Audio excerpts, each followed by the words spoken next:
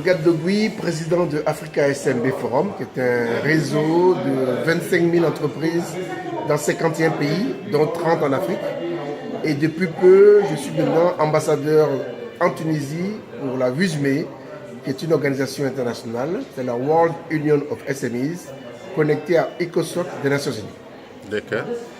Alors, grosso modo, qu'est-ce que vous faites pour les entreprises dans toutes ces organisations? Notre objectif, c'est que la PME africaine, du nord au sud, d'est en ouest, elle soit connectée à son écosystème. Elle soit connectée à qui? À ses clients, à ses distributeurs, à ses partenaires, à ses fournisseurs et au système de financement. Donc notre rôle, c'est que chaque entreprise, elle ait comme ça une connexion avec les autres et une connexion auprès des donneurs d'ordre, des grands groupes, du privé ou du public et de tout ce qui leur fournit. Donc notre rôle, c'est ça.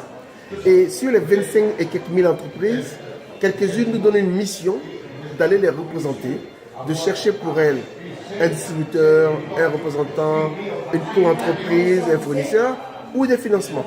Et puis pour les autres qui ne font pas appel à nos services, elles sont connectées, je vais dire directement entre elles, pour trouver en fait chaussures à son pied. Donc notre rôle, c'est un réseau d'interconnexion des PME africaines. D'accord.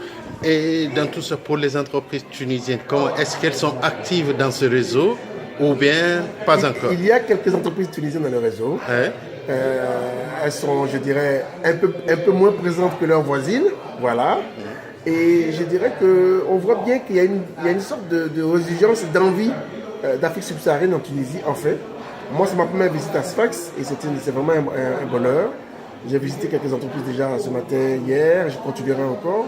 Et je pense que, Inch'Allah, je reviendrai. Et donc, l'objectif, c'est qu'à partir de ce rôle que j'ai choisi pour la Tunisie, je puisse connecter un maximum d'entreprises, donc à partir de la CCI de Sfax, à partir de Connect à Sfax et à Tunis, à partir de l'UPMI, des PMI que j'ai rencontré hier soir, c'est toutes celles-là, de leur donner des contacts à la fois vers l'ouest et le nord, donc l'Asie, la Turquie, l'Union européenne, et sur l'Afrique subsaharienne, on a aujourd'hui des pays qui sont demandeurs de certains éléments de savoir-faire tunisien. Et il faut que dans les matériaux de construction, dans l'hygiène, la pharmacie, dans la santé donc, dans les produits métallurgiques, dans l'agroalimentaire, on a là un savoir-faire qui doit pouvoir s'exporter. Et on peut commencer à faire des produits, mais on peut aussi leur trouver des entreprises qui deviendront des co-entreprises.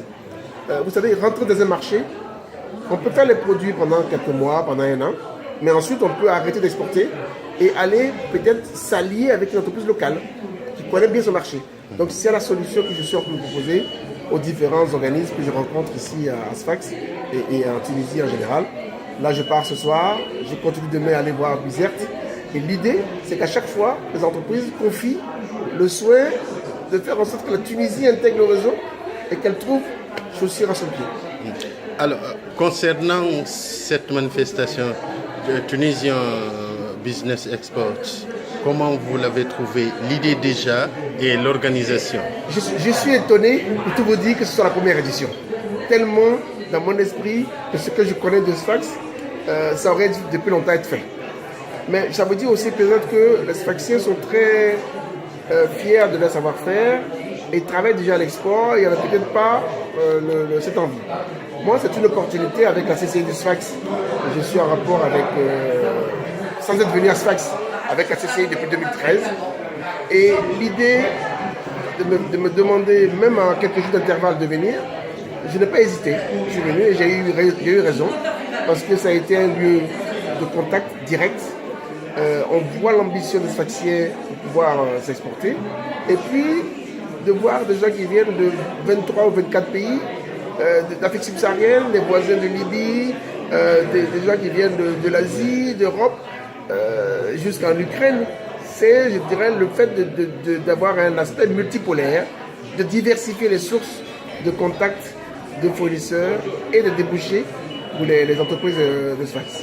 Si vous avez un conseil aussi à donner aux entreprises tunisiennes concernant le domaine de la communication et de l'information, que diriez-vous? Si je peux me permettre, parce que chaque entreprise a son élément.